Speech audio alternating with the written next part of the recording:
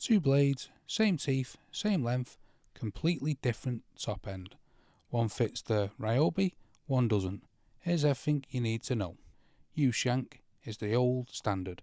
The top has a simple open U-slot. The blade clamps with a screw. It worked, but the screw could loosen under vibration and blade changes needed a tool. Still made, but increasingly hard to find in the UK and parts of America. And the Ryobi doesn't accept them.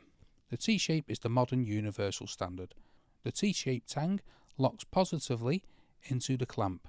No screw, no tools, no shifting under vibration. On the Ryobi, it's 3 seconds, pull the lever, slide the blade in, release, done. T-shank is now the standard across Ryobi, Bosch, Makita, DeWalt and Milwaukee. Every modern manufacturer. T-shank is better design and the only one that fits modern jigsaws.